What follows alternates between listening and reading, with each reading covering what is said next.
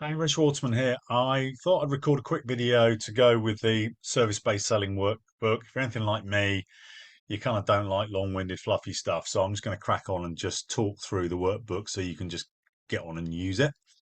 So it says share screen. There we go.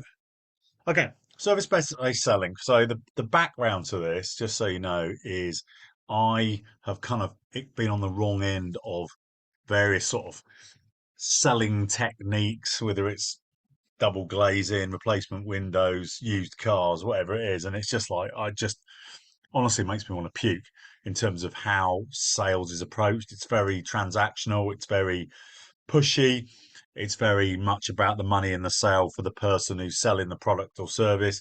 And it's not about me. And I frigging hate it. The problem is, if you're more of a what you call a decent person, you just want to help people, your reaction to that can be pulling back and being too passive. So then actually the person that you're potentially selling to probably ends up staying where they are because you just haven't created any urgency for them.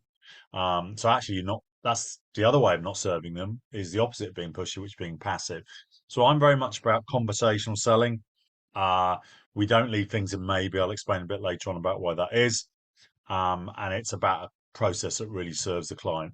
Staying quiet is always a good thing because it allows the client to actually verbalize what's going on for them. So service-based selling, I won't talk about this in too much detail. Service-based selling sits in that zone, and it's actually quite a big zone between being too pushy and being too passive. You can read more about that and make some notes on this as you're going through the workbook. So for me, the best sort of sales is when you sit on the same side of the client, same side of the table, put everything on the table, talk it through, as opposed to sitting opposite and trying to push something at them. You have to understand, like sometimes people aren't ready to buy, so you have to understand, what is it that makes them buy. So usually it's like there's a pain or a set of pains going on for them they want to avoid, or there's something hopefully aspirational as well they want to move towards. My biggest challenge with sales was I used to sell to people when they were satiated, so they'd come to me with a problem.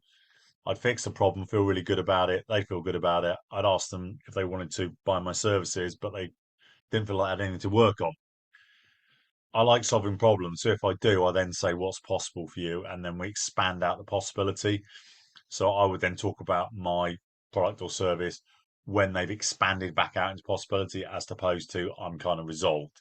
That makes sense. So it doesn't mean you don't have to, doesn't mean you shouldn't solve problems. In fact, I think you should, but don't ever sell right after them being complete. Okay. Um, there are other things in this slide that I won't go into detail now, but it's basically yeah, are they the decision maker? And always reflect back in their own words, not your words, what they've said about where they're at. So capture your own thoughts on that slide. My sales process is quite structured, even though actually my service on a higher level is relatively unstructured. I always ask for permission. I always break down my coaching, which is a bit more intangible, into kind of clear headlines so they've got an idea of what they're buying and they can also justify what they're buying. I talk about what their future might look like with or without coaching. I think that's important because they have got that choice.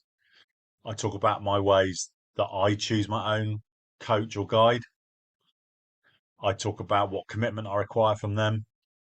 I talk about either one package if it's something very specific. So I have a mastermind for speakers, coaches, and mentors. That's just one thing. My one-to-one coaching tends to be more session based, so 6, 12, 24 sessions, etc.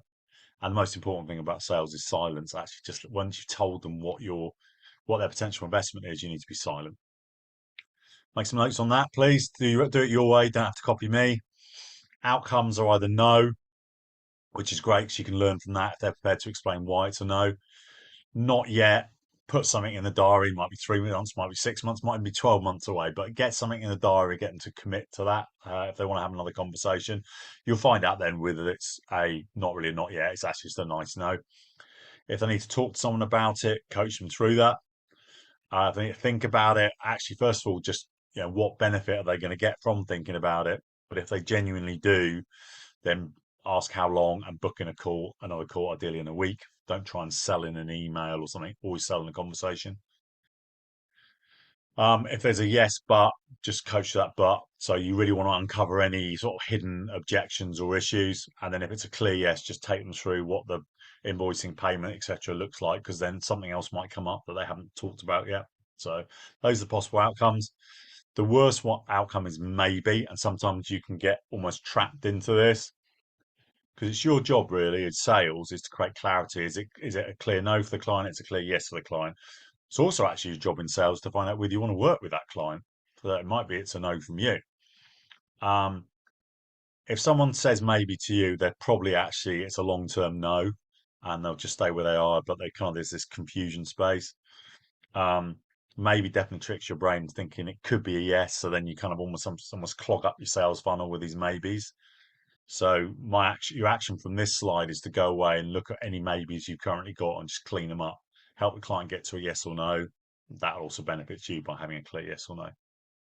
There's a resource there for my Tailored Two Paths article on LinkedIn, or you can just go onto LinkedIn and search for it.